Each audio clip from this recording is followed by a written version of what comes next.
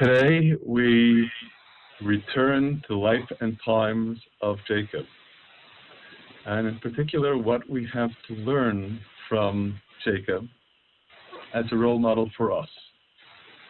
And as undoubtedly you have seen in my description of the title, the specific aspects of Jacob's biography upon which I'd like to focus as the basis for our being able to harness Jacob as a role model for us are the unlikely roles of strong man, family man, and businessman.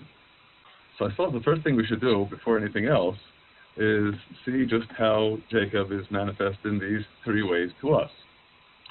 So we begin by considering them sequentially in Jacob's biography as they emerge, in particular in Genesis chapters 29 and 30. Beginning at the beginning of Genesis chapter 29, Jacob's role as strongman is fairly self-evident. Then Jacob went on his journey and came to the land of the children of the east. And you undoubtedly recall the details of the story, so I'll consider them only in brief, since our time, after all, is limited. He gets to Haran and sees a well in the field with 3 flocks of sheep lying by it. And the Bible points out to us, as will become very relevant in the story that follows, that the stone upon the well's mouth was great. And indeed, then, in verse 3, thither were all the flocks gathered, and they rolled the stone from the well's mouth and watered the sheep, and put the stone back upon the well's mouth in its place. This was standard procedure. And indeed, as emerges in the continuation of the narrative, Jacob inquires of the shepherds why they are waiting around the well as they are, and they report to him they have a problem with the stone that is on the mouth of the well, and that only once all the flocks are gathered together, then they roll the stone from the well's mouth, and then we water the sheep. And 2 verses afterward, we read rather impressively that when Jacob saw Rachel, the daughter of Laban, his mother's brother, and the sheep of Laban, his mother's brother, that Jacob went near and rolled the stone from the well's mouth and watered the flock of Laban, his mother's brother. So this stone that 3 strapping shepherds couldn't possibly budge, such that they needed to wait for all the shepherds to come together, Jacob single-handedly is able to roll off the mouth of the well, which of course is a very impressive story of Jacob as strong man. And I suppose for most of us, in our mind's eye, in our envisioning this story, we picture Jacob as a very impressive, strapping young man who has the wherewithal to best all these other shepherds. I don't know how old we would imagine him to be. I guess someplace at the physical prime of life. And it is instructive then for us to consider how old Jacob really was at this point. Now, fortunately, we have verses that can provide us with the necessary insight in order to be able to resolve this question.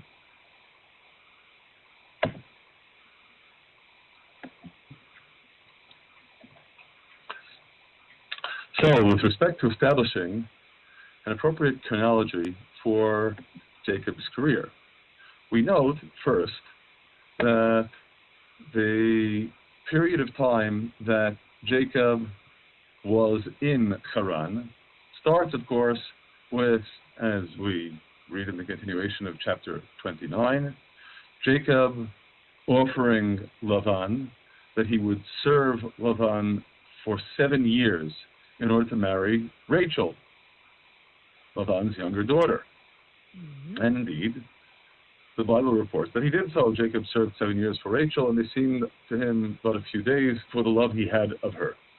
Mm-hmm. And what follows, of course, after the 7 years is the wedding, much to Jacob's surprise and consternation, the wedding with Leah, which is, of course, followed a week later by his wedding to Rachel, and followed in turn by another 7 years of service for Lavan.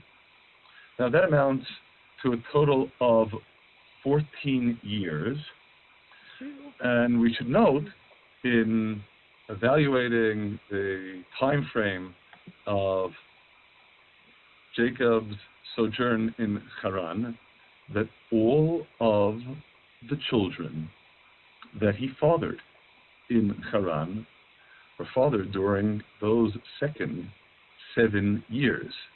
How do I know that? Well, I know that because in chapter 30 we read in verse 25, "And it came to pass when Rachel had borne Joseph that Jacob said to Laban, 'Send me away that I may go unto my own place and to my country. Give me my wives and my children for whom I have served you, and let me go, for you know my service wherewith I served you.' Whereupon Laban says, 'If now I have found favor in your eyes, I have observed the signs, and God has blessed me for your sake. So let's make a deal.' And of course, the form that that deal takes is Jacob begins to serve Lavan not for his daughters, because he's already served his time with respect to the daughters, but rather in order to be able to secure a salary, the flocks. And this indeed is then what ensues. In chapter 31, when Jacob is making his final statement to Lavan and recalling the period of his service, he states in verse 38, "These 20 years have I been with you. Your ewes and your she-goats have not cast their young, and the rams of your flock I have not eaten." And in verse 41, "These 20 years have I been in your house. I served you 14 years for your 2 daughters, and 6 years for your flock, and you changed my wages 10 times. Now, what's of course important for us to derive from this, very simply, is that if earlier on in chapter 30, when Jacob said to Lavan, "I'm finished and I'm ready to leave," that was at the end of the 14 years and the beginning of the 6 years of working for the sheep. And it was at that time, remember what Scripture stated, it was at that time that Joseph had been born. Because after all, when Scripture tells us that Jacob is stating this to Lavan in chapter 30, the emphasis explicitly is that when Rachel had borne Joseph. So, brace yourselves, folks. We have a little bit more arithmetic to do here.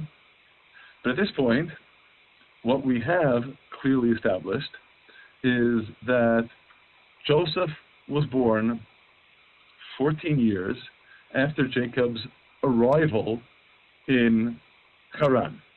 Now, if only we could find some point in their lives that establishes unambiguously how much older Jacob was than Joseph, then we can figure out how old Jacob was, of course, when Joseph was born.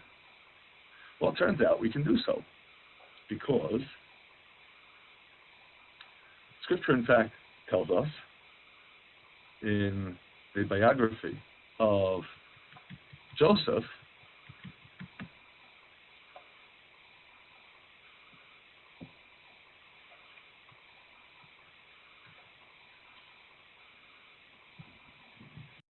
pardon me for a moment with the scrolling here.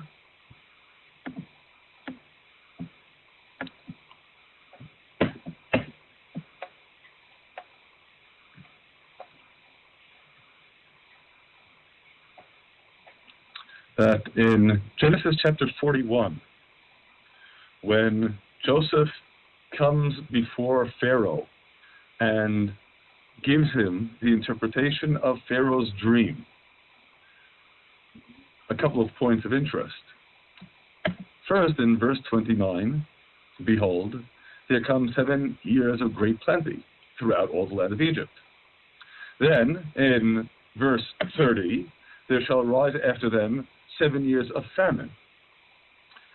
So we're given the chronology of the years of plenty and the years of famine.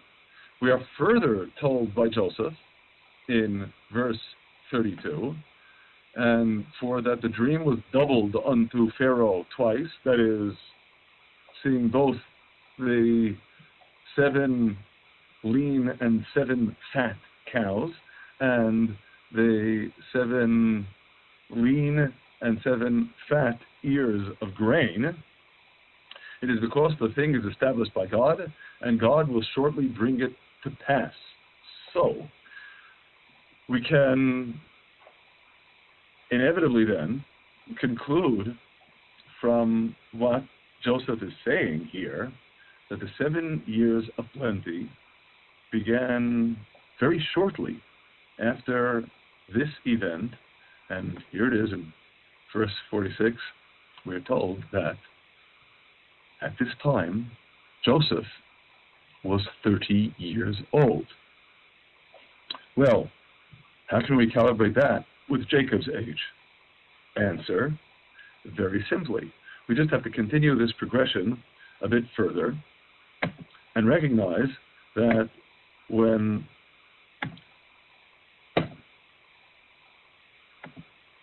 Joseph reveals himself to his brothers in chapter 45,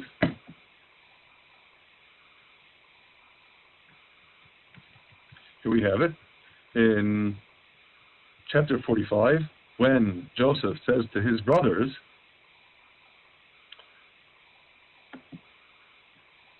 I am Joseph, and he tells them in verse 4, come near to me, I pray you, and he then stresses to them, don't be aggrieved over your having sold me here, because God sent me before you to preserve life.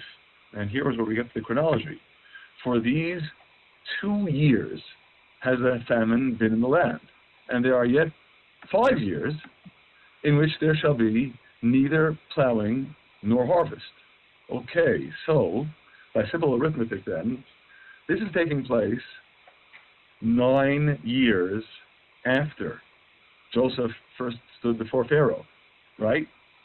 30 plus 7 years of plenty plus 2 years of famine.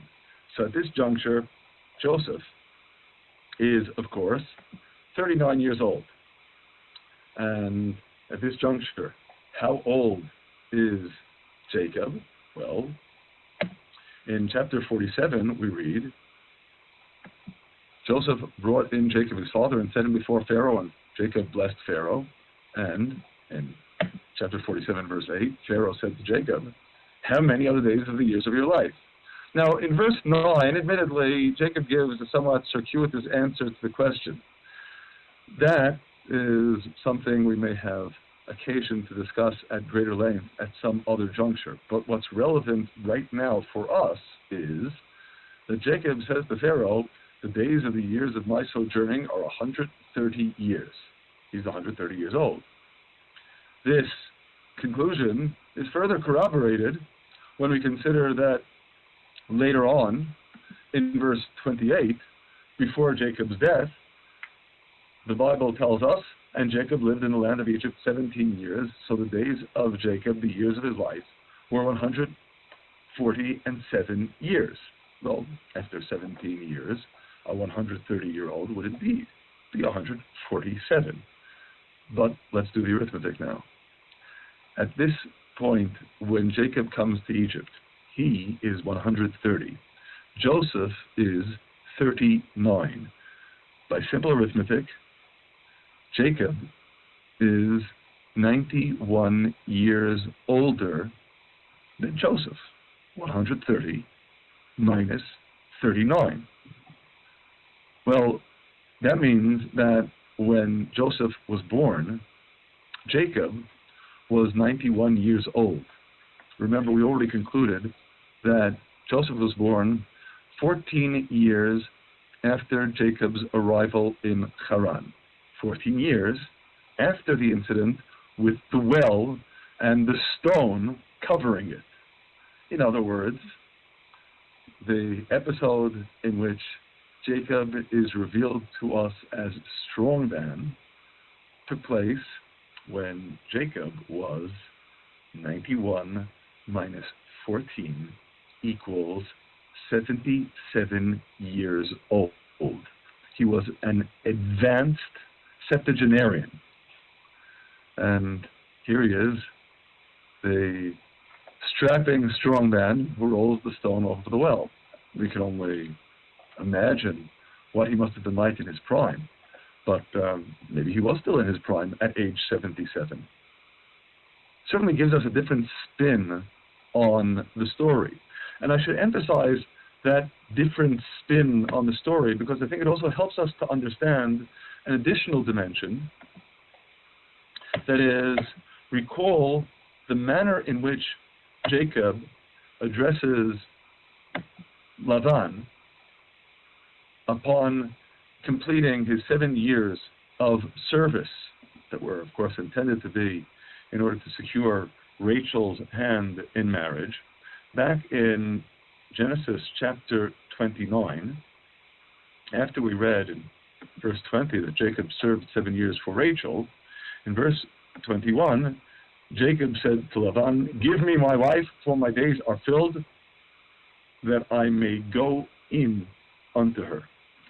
Now this is biblical idiom, fairly thinly veiled euphemism for the relations between a husband and wife.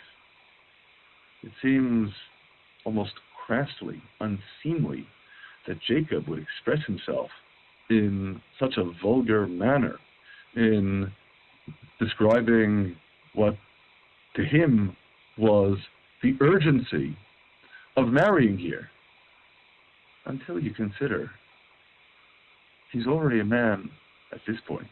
Remember, this isn't even 77. This is when he's already 84. 7 years later. He's well into his 80s, and he still doesn't have a family. He hasn't married, has no children, and he has a mission. A mission to continue the legacy of Abraham and Isaac to the next generation. So Jacob sounds like he's urgently pressed for time when he says to Lavan, "Give me my wife, for my days are filled, that I may go in unto her." Well, maybe the simplest explanation is he is pressed for time, but not because he is an impatient 20-year-old, rather because he is an exceedingly patient 84-year-old who doesn't know how much more time he has left. In any case, this completes stage 1 in our excerpted biography for today, Jacob as strongman.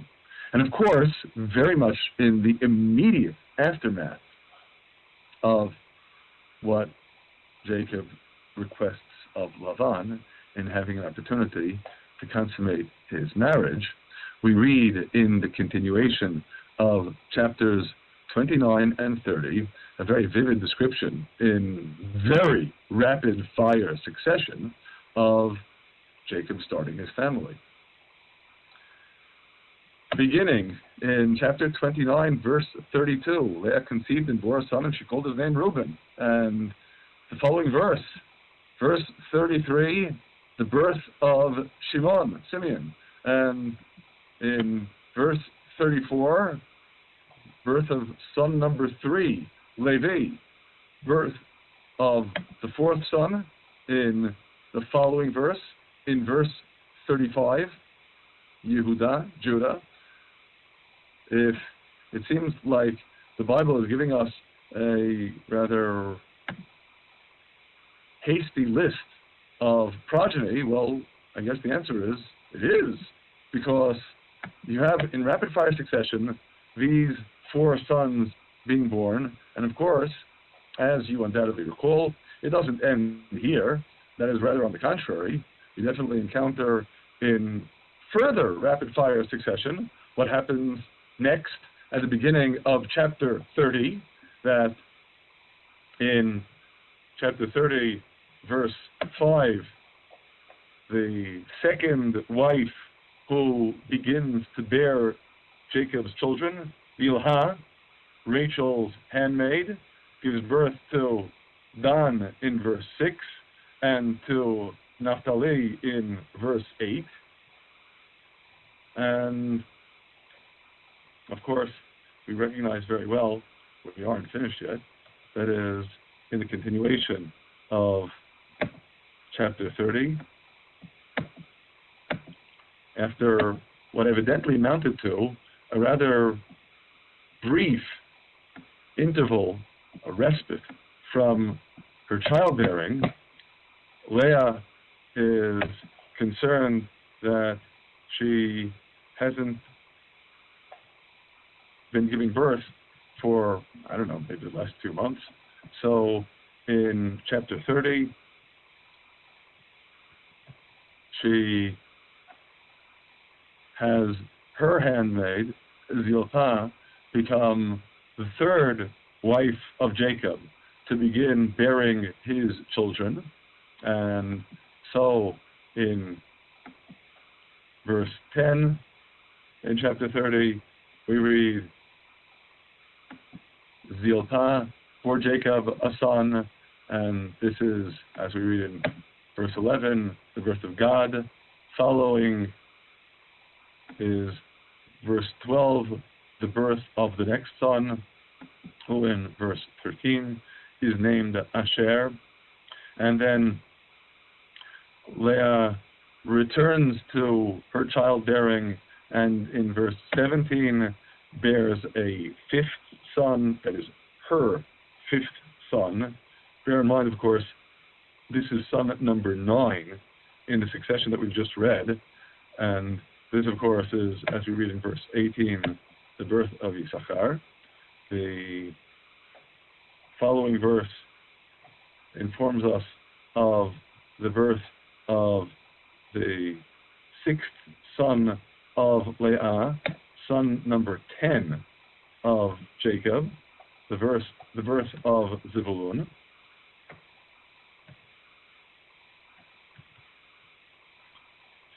As we see in verse 20. And then in verse 21, Leah has her 7th child, Jacob's 11th, her daughter Dinah, and finally, in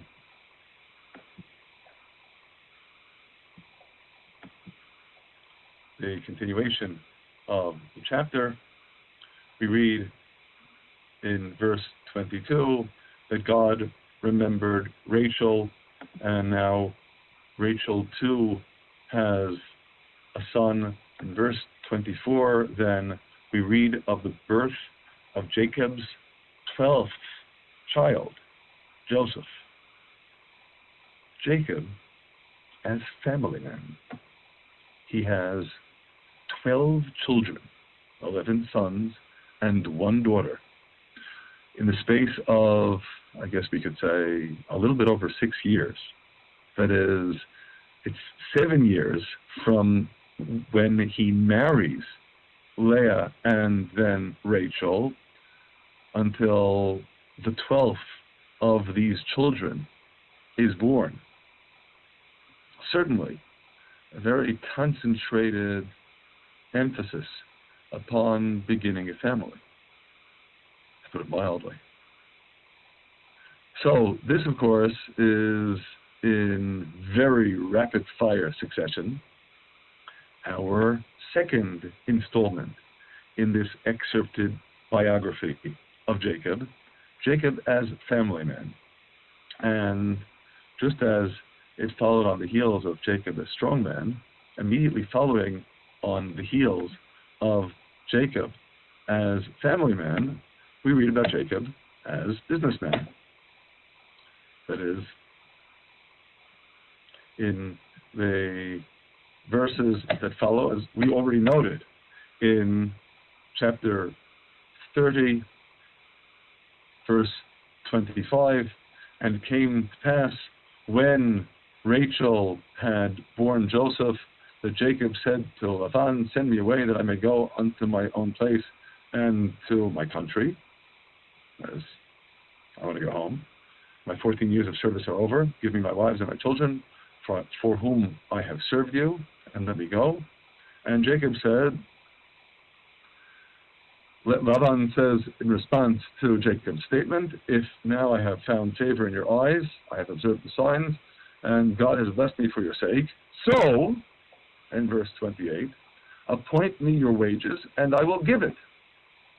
And what follows then, of course, is the extended narrative. I didn't excerpt it on the pages here because our time is limited, but the ins and outs of Lavan doing his utmost to evade any payment to Jacob, and ultimately the story of how Jacob prevails, and the synopsis at the end of it all in verse 43, "And the man increased exceedingly, and had large flocks, and maidservants, and menservants, and camels, and donkeys." So, Jacob as businessman. And once again, we encounter the extraordinary dedication and extraordinary success that we've already seen in Jacob as both strong man and family man.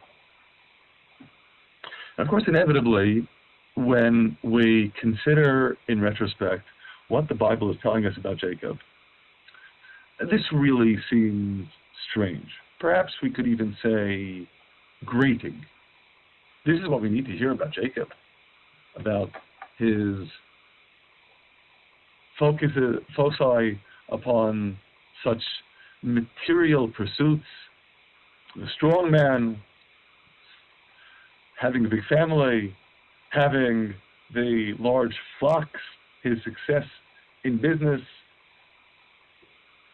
Shouldn't the Bible be emphasizing exclusively Jacob as man of the Spirit? And of course, inevitably, we recognize that in the Bible's emphasis,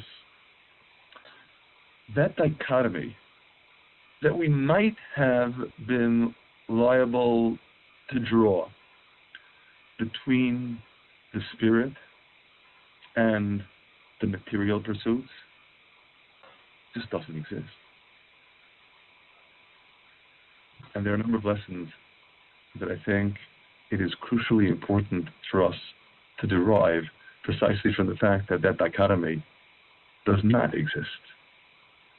I'd like to focus in particular on 3 such lessons, 3 aspects that I think underlie the Bible's emphasis upon Jacob in this manner.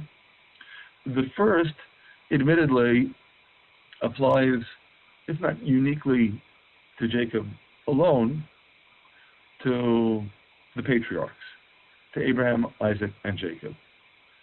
I think it also has implications to us.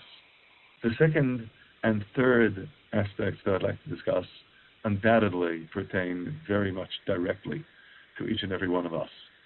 So without any further ado, we continue.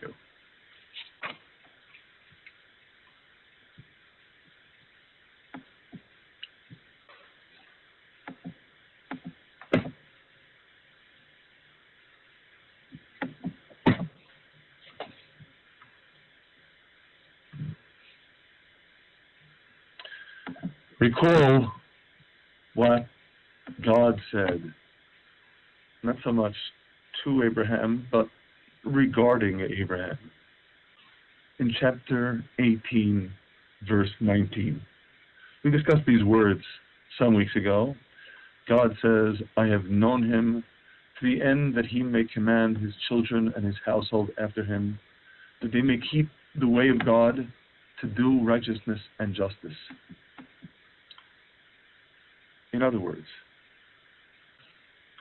God's charge to Abraham, and of course inevitably, by extension, to Isaac and to Jacob, is the establishment of a covenantal community. That he and they will command their children and household to keep the way of God to do righteousness and justice. Whatever the patriarchs are doing as a means to the fulfillment of that divine charge is in itself an act of divine service, an act of serving the Almighty. In particular, of course, with respect to Jacob himself, this is a point of emphasis that we note necessarily in Genesis chapter 28, that when God speaks to Jacob in that inaugural prophecy, the ladder that is standing on earth and whose head reaches the heavens, God says, I am the Lord, God of Abraham, your father, and the God of Isaac. The land whereon you lie, to you I will give it, and to your seed. And in verse 14, your seed will be as the dust of the earth. Of course, we can read dust of the earth as stressing how numerous your seed will ultimately be. And while I'm not in any way denying that aspect of the blessing, I think given the continuation of the verse, there's an additional dimension that we could also emphasize. In the continuation of the verse, after speaking about your spreading west, east, north, and south, in you and in your seed shall all the families of the earth be blessed. And you know, the dust of the earth, that seems so lowly to us, that everything that grows is planted in the dust of the earth. The dust of the earth is a means for cultivating the world. In you and in your seed, all the families of the earth will be blessed.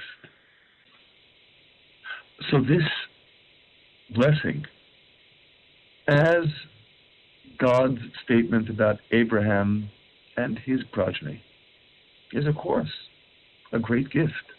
But gifts from God always have attendant responsibilities. And of course, to that extent then, the patriarchs, Abraham and Isaac as well, but we're focusing upon Jacob, keenly appreciate that it is their responsibility to do everything in their power to live up to this divine mission, and of course within the bounds of what is appropriate conduct, to ensure that that emergent covenantal community, that emergent nation will indeed be the final result. And therefore, of course, they apparently material pursuits of Abraham, Isaac, and Jacob aren't just material. They are also acts of divine service. Again, I emphasize, we might tend on our own to draw some artificial line of demarcation between matters of the spirit and matters of, well, matter. The spiritual versus the physical. Yeah, but the patriarchs serve in the archetypal role of emphasizing to us that everything that seems to us to be a material pursuit can indeed be seen as subordinate to the spiritual. The spirit, of course, is the overarching goal. It is the point of emphasis.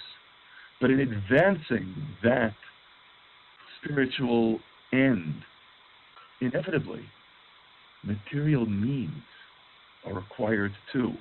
Of course, it's not by any means any sort of everything goes, the means justify the ends.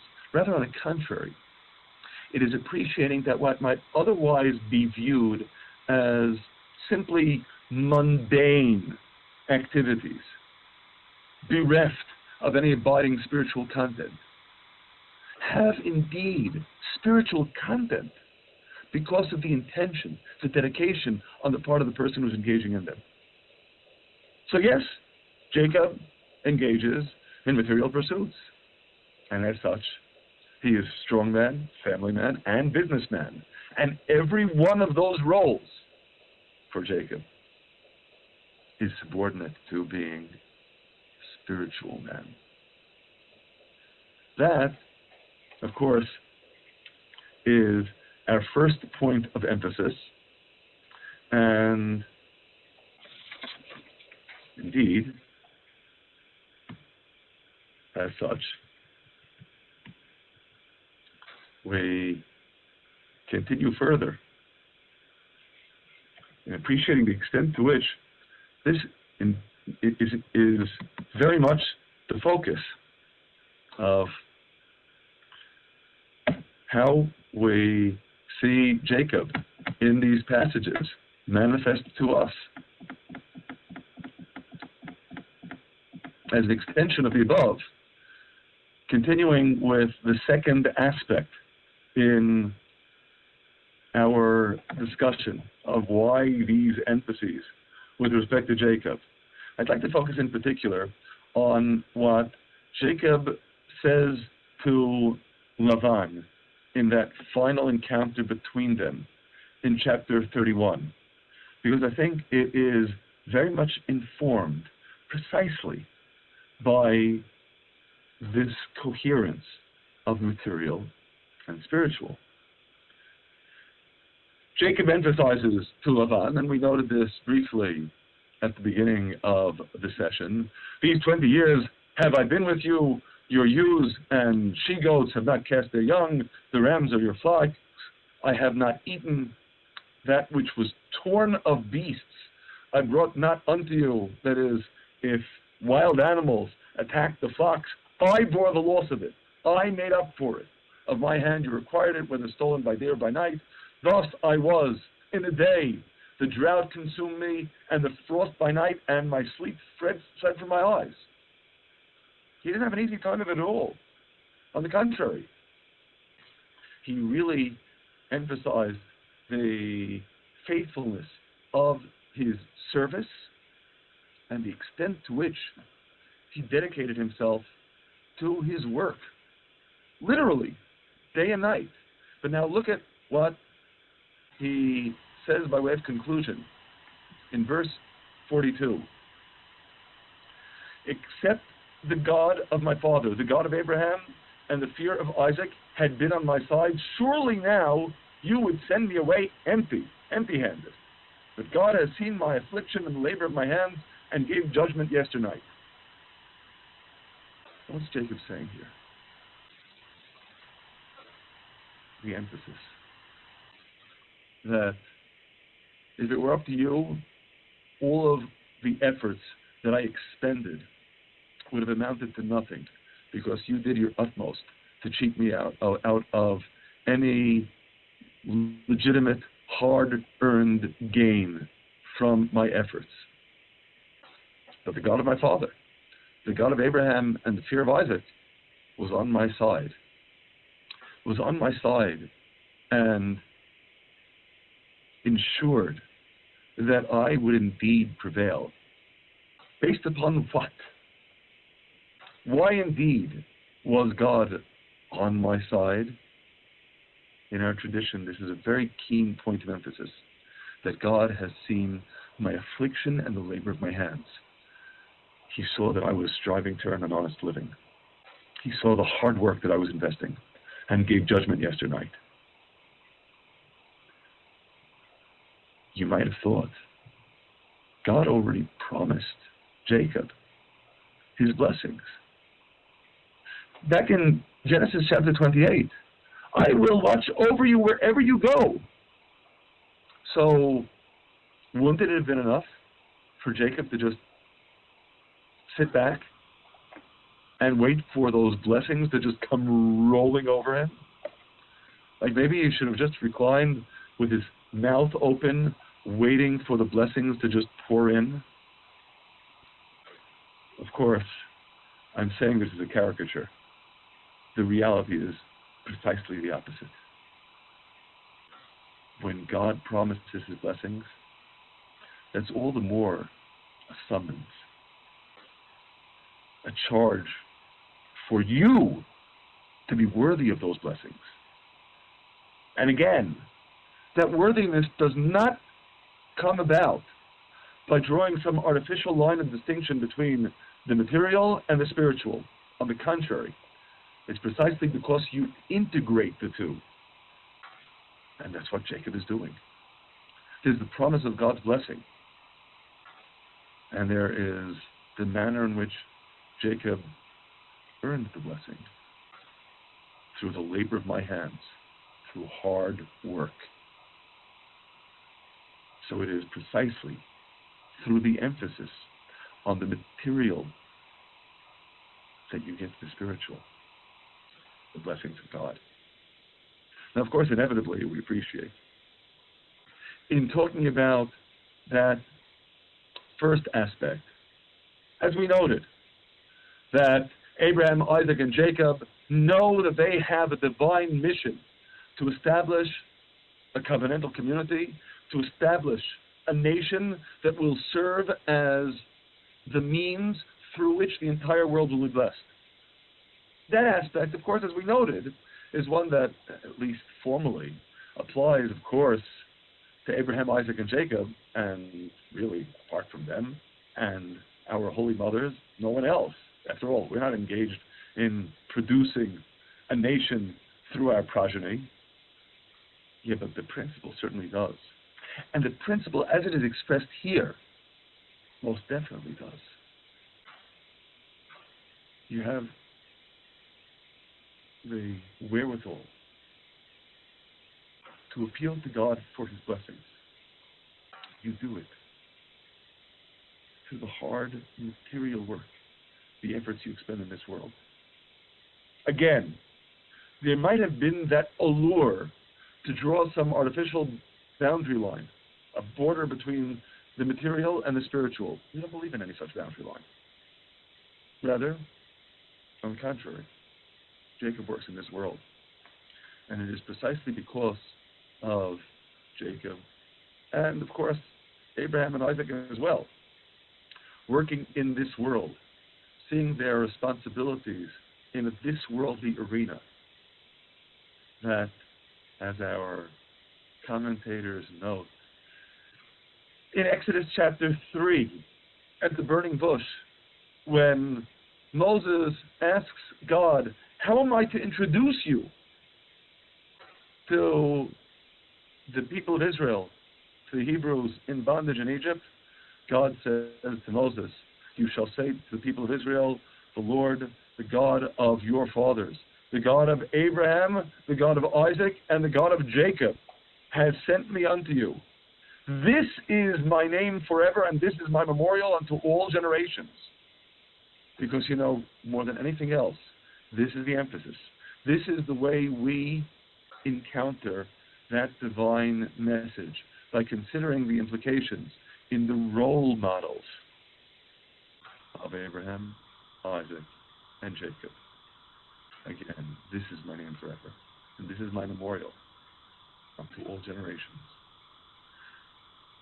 And it's on that note, broadening the message still further, that I'd like us to consider what this tells us about the message of Jacob as role model on these ostensibly material planes. And returning to our starting point, Jacob as strong man, except that we realize at this point that he was a strong man at age 77. Inevitably, I think, we hear the resonance of the message in Psalm 92. The righteous shall flourish like the palm tree. He shall grow like a cedar in Lebanon. Planted in the house of God, they shall flourish in the courts of our God. They shall still bring forth fruit in old age. They shall be full of sap and richness, to declare that God is upright, my rock in whom there is no unrighteousness. Consider what these words are telling us. Yeah, a natural expectation is when you get to old age, and at 77, Jacob is certainly not a youngster. The physical begins to decay. All that is based upon matter ultimately submits to the inevitable process of material decline. Things fall apart, including our bodies. But what the psalmist tells us here in Psalm 92 is, for the righteous, on the contrary, they flourish like a palm tree, they grow like a cedar in Lebanon, even in old age. They still bring forth fruit in old age. That process of decline somehow seems to us arrested. You know why? Because when you're planted in the house of God, then you continue to flourish. That is, to appreciate that, the ideal, the goal, is not to become the man of spirit to the detriment of anything material, but rather on the contrary, to be so thoroughly, through and through, a man of spirit, that even the material becomes uplifted and exalted through the spiritual. Because, of course, the material has no life of its own. Physical things are never self-justifying. But when you make yourself into a man of the spirit, and someplace even the physical becomes redeemed. So indeed, they still bring forth fruit in old age. And Jacob continues to be Mr. Strongman, even at age 77. And he builds his family. All of his children are born when he is in his 80s and 90s. He doesn't stop. Still bringing forth fruit. The material redeemed through the spiritual. This message of the material being redeemed through the spiritual, upon further reflection, is one with which we are exquisitely familiar, because it is a recurrent theme in Scripture.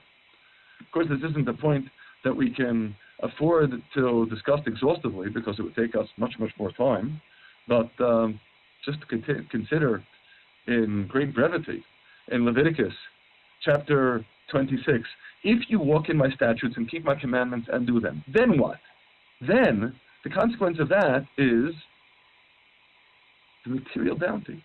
I will give you your rains in their season, with produce, the peace in the land, and you will eat old store long kept, because there will be such prosperity. And it's not that this blessing is exclusively material. In the continuation, I will set my tabernacle among you, my soul shall not abhor you, I will walk among you and will be your God, and you will be my people.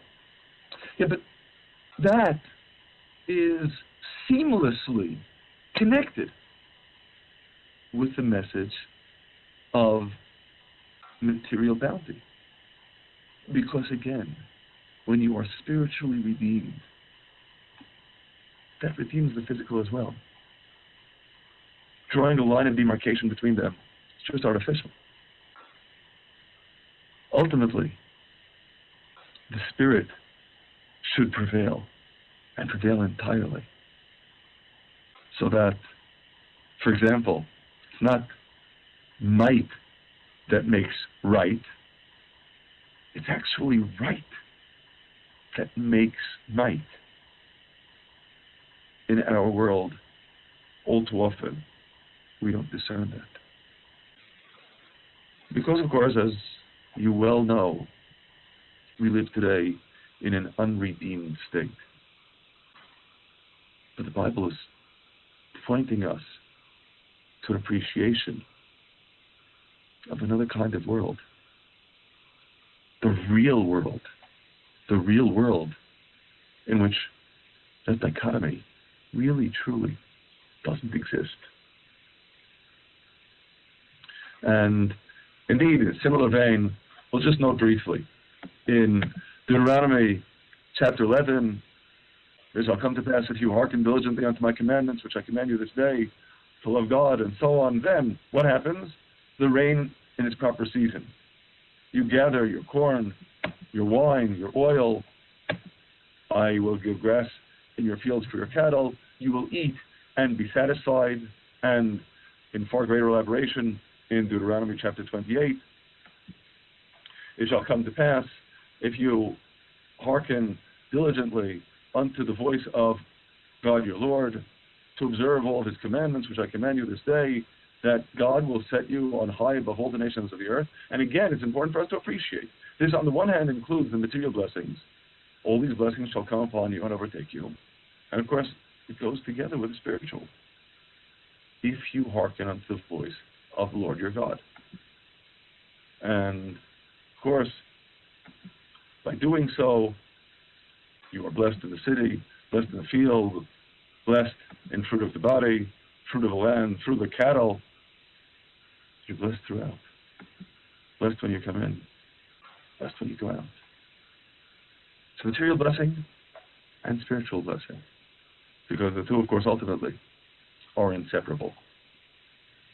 That, more than anything else, is, to my mind, the lesson of Jacob as role model. When we see that the spirit is indeed so fully integrated with the material that the division between the two is simply an artifice, then we recognize that it is precisely by the integration of spirit and matter that we really understand what God's expectation of us is and how we earn his blessing. And it is on that note that I'd just like to conclude with considering an interesting contrast that we encounter in these chapters concerning the life and times of Jacob, in particular, between the first explicit revelation of God to Jacob. Of course, we know the vision of the ladder standing on earth and its head is in the heavens, and the vision that's described by Jacob to his wives in Genesis chapter 31. There are some obvious parallels. There's a kind of symmetry between these two visions. The one at the beginning of Jacob's sojourn in Haran, outside of the Holy Land, and the other precisely at the end. In chapter 28, verse 10, Jacob went out of Beersheba and went toward Haran. And in his dream, he dreamed, behold, the ladder was set up on the earth, and the top of it reached to heaven, and behold, the angels, or messengers of God, were ascending and descending upon it. This is the vision that Jacob sees at the beginning of his career, and then, again, at the very end, Jacob describes to his wives what he just saw at the end, just before the decision to go back home.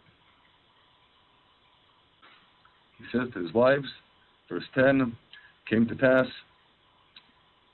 that when the flock conceived, I lifted up my eyes and saw in a dream, and behold, the he-goats which leaped upon the flock were streaked, speckled, and grizzled, which was the term of employment with Lavan to get the goats that were streaked, speckled, and grizzled. And again he sees an angel, a messenger of God, that this angel said to me in a dream, Jacob, I said, here I am. And he said, lift up now your eyes and see all the he-goats which leap upon the flock are streaked, speckled, and grizzled, for I have seen all that Lavan does to you. And the following verse really completes the symmetry. In the first vision, it was seeing angels of God going up and down that holy ladder that leads to heaven. And here there's also an angel of God. And here too, just as in that first vision, it was when Jacob was leaving Beersheba, leaving the Holy Land and going to Haran. This vision ends with a charge.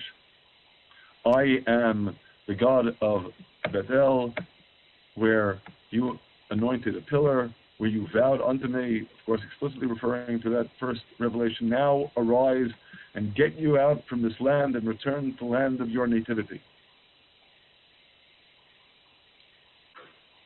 Coming full circle, except the symmetry dramatically, radically breaks down.